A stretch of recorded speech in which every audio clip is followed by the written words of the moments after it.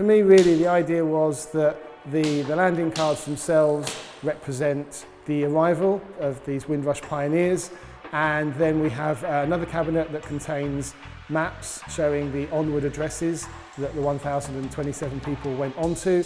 And then finally, we have this cabinet, which represents settlement. This is the people who decided to stay, and for me, this is the natural progression of the journey of the Windrush pioneers. Usually, when you just talk about Windrush, we see the archetypal Pathé pictures, Caribbean men coming down the gangplank. My work has been inspired by the other people that were on the ship, but also by the dressmaker, Evelyn Wauchope, who was a stowaway, and she's actually one of the landing cards.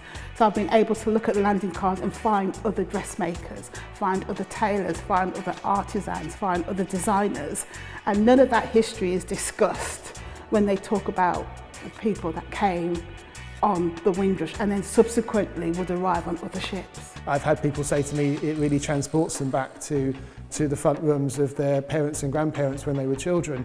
But for me, I see pieces of evidence. I see doorways into the past. For some people, particularly Windrush as a ship, as an emblematic ship, so many of certainly the men who came on the Windrush didn't know whether they were going to stay, didn't know if this was the place for them. All they knew was that a ship had arrived, half-price tickets were offered, and I think the information we discover about people bringing all their worldly possessions with them, it tells us a different story. It tells us a story of settlement, of homemaking, of moving away.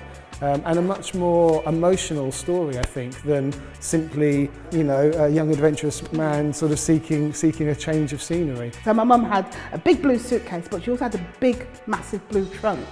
And in that trunk came all her other worldly goods. So I recreated the suitcase as a way of carrying all the artefacts, so I can set up a mobile exhibition. To hear that people came with all their worldly possessions, I think, is brings such meaning to this migration movement. And installations like this are full of those sorts of stories, which just haven't been heard before, and it embodies those stories into these objects in a really special way.